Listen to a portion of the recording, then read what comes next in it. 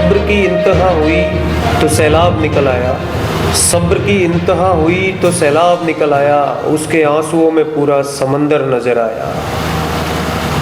जी हाँ, हमने शेर सुनाया है उस घटना के लिए जो कानोता थाना क्षेत्र के नायला कस्बे में हुई है। ये घटना लगभग 13 दिन पहले की है, जहाँ से एक निजी स्कूल में पढ़ने वाले बच्चे एक निजी स्कूल में पढ़ने वाला बच्चा स्कूल से बैग लेकर निकला। 9वीं क्लास का ये छात्र स्कूल से निकला लेकिन घर नहीं पहुंचा। उन माँ बाप पर क्या गुजर रही है, उन परिजनों पर क्या गुजर रही है, ये चर्चा हम यहाँ करने जा रहे हैं। ये चर्चा आज इसलिए होना ज़रूरी है क्योंकि इस घटना को 13 दिन बीत चुके हैं। 13 दिन बाद आज ये आंसू सैलाब बनकर निकले और सैकड़ों की संख्या में लोग कानोता थाने के बाहर जमा हो गए। इन लोगों ने थाने का घेराव किया, हाईवे जाम करने का प्रयास किया और इसके बाद पुलिस की लापरवाही और पुलिस की कार्यशैली पर सवाल उठाते हुए राजस्थान पुलिस मुर्दाबाद के नारे लगाए। लोगों का कहना है कि पुलिस का ढुलमुल रवैया होने के कारण वो बच्चा अभी तक नहीं मिला है। दरअसल एक 9वीं क्लास में पढ़ने वाला बच्चा जिसने किशोरावस्था में मोबाइल फ़ोन से इतना लगाव कर लिया कि वो अपने पिता की, अपने गुरुजनों की डांट बर्दाश्त नहीं कर पाया और गेमिंग की लत के चलते जब उससे मोबाइल छीन लिया गया तो वो घर छोड़कर चला गया। लेकिन बच्चे को तलाशती हुई पुलिस ने जब सीसीटीवी फुटेज खंगाले तो ये फुटेज बच्चे के घाटगेट क्षेत्र तक होने के मिले।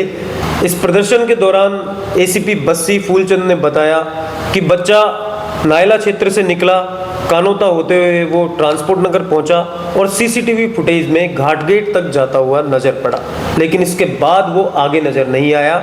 एसीपी ने यह भी बताया कि पुलिस की बहुत सी टीमें उस बच्चे की तलाश कर रही हैं। फिलहाल पुलिस ने 4 दिन का वक्त मांगा है, लेकिन अब तक जो 13 दिन का समय बीत चुका है और आगे आने वाले 4 दिन उन माता पिता पर कितने भारी पड़ रहे हैं, ये तो वो ही जान सकते हैं।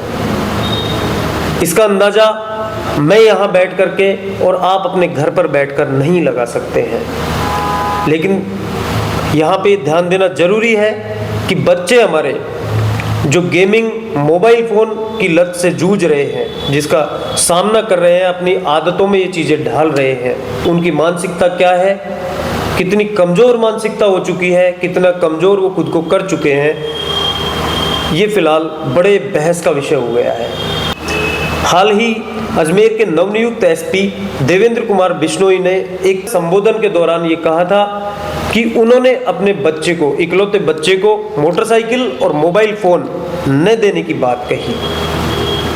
उन्होंने कहा कि मोटरसाइकिल और मोबाइल फ़ोन दोनों बच्चों को बिगाड़ रहे हैं। इससे न केवल बच्चे कमज़ोर बन रहे हैं बल्कि उनमें अपने उद्देश्य के प्रति लापरवाही जैसी चीज़ें भी सामने आ रही हैं और इसमें कोई संदेह भी नहीं है। इसी वजह से ये बच्चा भी अपने घर से निकला। अजमेर एसपी के इस बयान के अगले दिन बाद ही उसी अजमेर में एक बच्ची के पिता ने जब उसे डांटा मोबाइल फ़ोन चलाने से, जो बच्ची 10 से 15 घंटे प्रतिदिन मोबाइल फ़ोन चलाती थी, उस बच्ची ने पिता की डांट के बाद फांसी लगाकर आत्महत्या कर ली। ये सभी प्रमुख बड़े अखबारों का फ्रंट पेज का हिस्सा था ये खबर। फिलहाल हम आपको ले चलते हैं कानोता थाने के बाहर, जहां पर लोगों ने किस तरह धरना प्रदर्शन किया और क्या कहना है एसीपी बस्सी फूलचंद का।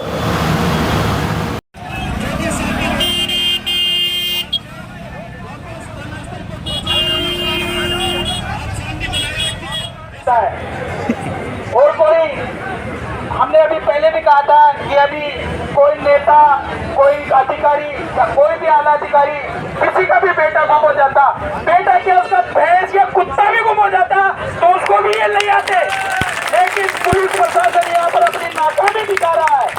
पुलिस प्रशासन 2024 को आलोक सन्नी पुत्र राधेश्याम शर्मा नायला के पास नानी का रहने वाला बच्चा जीपीएस स्कूल में पढ़ता था 8वीं क्लास में।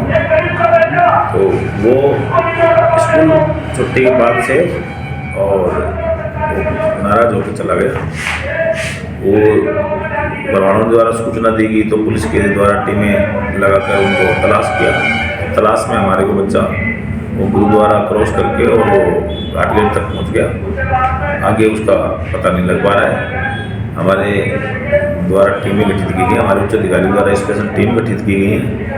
उनका जो पिताजी है वो उनसे भी पूछा है कि भाई इनके दोस्त कौन कौन है, उन दोस्तों से भी पूछा किया है, स्कूल से भी इस बारे में अनुसंधान किया है।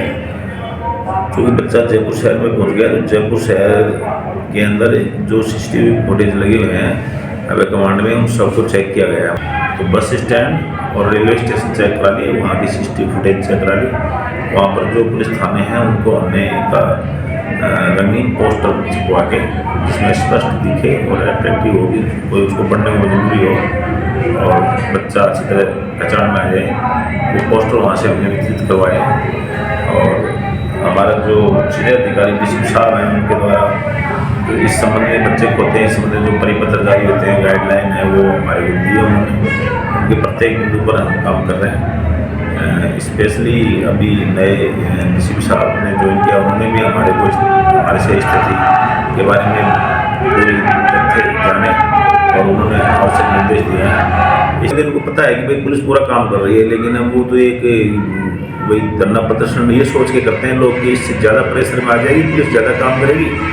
तो इनको हमने नायला में जब इन्होंने धरना प्रदर्शन किया, जब मैंने इनको समझाया था, इनसे वार्तालाप की थी, 1-to-1 मुद्दों पर बात करी थी, इनसे अच्छी तरह सारी चीज़ें इनको समझा दी, परिजन वगैरह सभी संतुष्ट हैं। लेकिन एक प्रक्रिया का एक पार्ट मानते हैं कि भाई हम ऐसा करेंगे तो ज़्यादा दबाव में आएंगे। हम तो गुमशुदगी दर्ज होती है जब भी दबाव में रहते हैं कि वो जब तक नहीं मिले ना जब तक दबाव रहता है। और हम बिल्कुल इसके लिए कटिबद्ध हैं, बच्चा ढूंढ के लाएंगे, ये हमारी भगवान से ही वो है। सभी लोग इसमें सहयोग करें, मेरा ये सबसे अपील है।